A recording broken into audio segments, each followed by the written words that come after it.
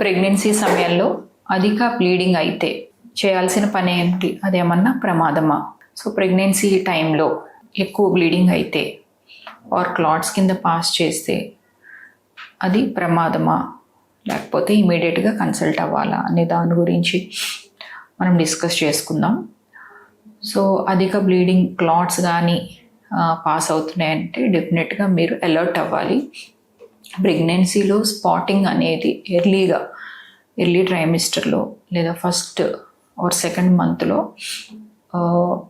అయ్యే బ్లీడింగ్ లేదా స్పాటింగ్ అనేది దాన్ని ప్లెసెంటేషన్ అనేది స్టార్ట్ అవటం వల్ల ఆ బ్లీడింగ్ నార్మల్ కింద కన్సిడర్ చేయొచ్చు. బట్ హెవీగా అవుతున్న క్లాట్స్ కింద పాస్ చేస్తున్నా ఒకసారి మీ గైనకాలజిస్ట్ని కానీ ఎక్కడైతే మీరు ట్రీట్మెంట్ తీసుకుంటున్నారో అక్కడ ఒకసారి మీ ఫర్టిలిటీ కన్సల్టెంట్ని కన్సల్ట్ అయితే వాళ్ళు మీ యొక్క హిస్టరీ తీసుకుంటారు. మీకు ఎలాంటి సిమ్టమ్స్ ఉన్నాయో వాళ్ళకి మీరు చెప్తే దాన్ని బట్టి మీకు ట్రీట్మెంట్ అనేది ఇస్తారనమాట. At the same time ultrasound scan చేయించుకోవటం వల్ల ఏమవుతుందంటే లోపల ఏం జరుగుతుంది అనేది మీకు తెలుస్తుంది.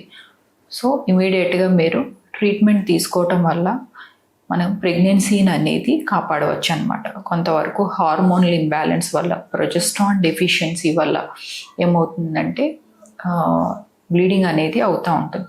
సో ప్రొజెస్ట్రాన్ సపోర్ట్, హెచ్సిజి అనే ఇంజెక్షన్ సపోర్ట్ వల్ల ఏమవుతుందంటే ప్రెగ్నెన్సీ ముందుకు వెళుతుంది. అట్ ద సేమ్ టైం నార్మల్గా కూడా వాళ్ళకి 9 months పీరియడ్ తర్వాత డెలివరీ కూడా అవుతుంది.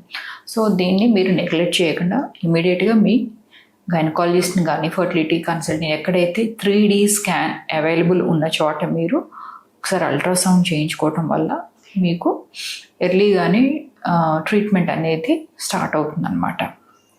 సెకండ్, ఒక్కోసారి క్లాట్ పాస్ చేస్తున్నా, హెవీ బ్లీడ్ అవుతున్నా అది మిస్క్యారేజ్ అయి ఉండొచ్చు లేదా థ్రెటెండ్ అబార్షన్స్ అయి ఉండొచ్చు. సో దాన్ని మీరు ఇంటి దగ్గరే ట్రీట్మెంట్ తీసుకోవటం అనేది కరెక్ట్ కాదు. లేక వెయిట్ చేద్దాము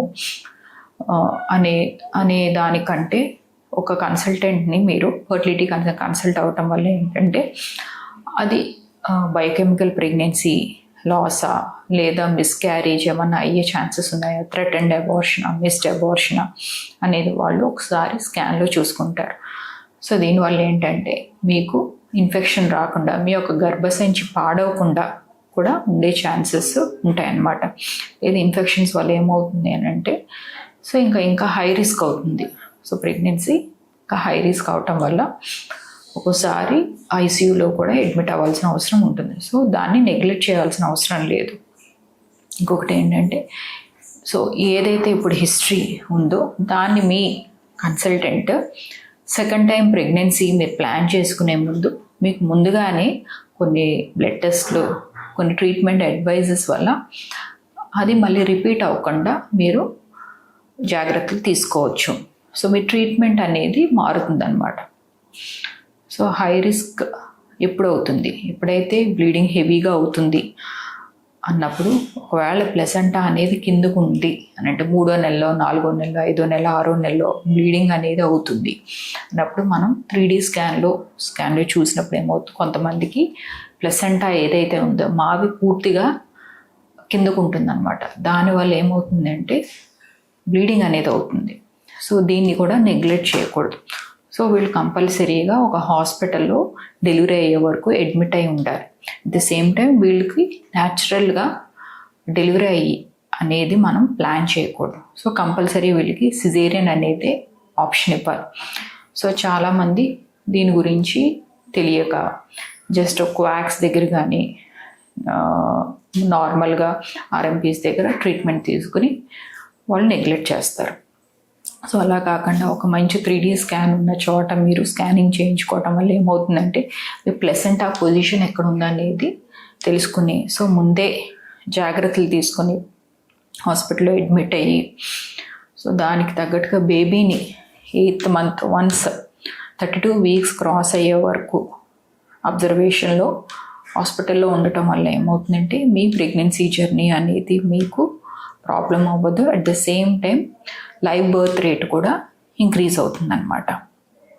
4వది వచ్చేసరికి హెవీ బ్లీడింగ్ అవటానికి కారణం మీరు ఏమన్నా మెడిసిన్స్ మీద ఉన్నారా, మెడికేషన్ మీద ఏమైనా ఉన్నారా, బ్లడ్ థిన్నర్స్ మీద ఉన్నారా, హిపారిన్ మీద ఏమైనా ఉన్నారా, దానివల్ల కూడా ఒక్కోసారి బ్లీడింగ్స్ అవుతూ ఉంటాయి. క్లాటింగ్ ఫ్యాక్టర్స్ డెఫిషియన్సీ వల్ల, బ్లీడింగ్ ఫ్యాక్టర్ డెఫిషియన్సీ వల్ల కూడా కొంతమందికి హెవీ బ్లీడ్ అవుతాయి అన్నమాట, థ్రాంబోఫిలియోస్. సో దానికి మనం తీసుకోవాల్సిన జాగ్రత్తలు ఏంటి అనేది ఒకసారి మీరు వెంటనే ఇమీడియట్గా ఒక డాక్టర్ని కన్సల్ట్ అవటం వల్ల ఏంటంటే, ఒక గైనకాలజిస్ట్ని కానీ ఫర్టిలిటీ కన్సల్టెంట్ని కన్సల్ట్ అవటం వల్ల ఇది మీ సిచ్యువేషన్ అనేది మీకు అర్థం అవుతుంది. దాన్ని బట్టి ట్రీట్మెంట్ ప్లాన్ కూడా మారుతుంది అన్నమాట.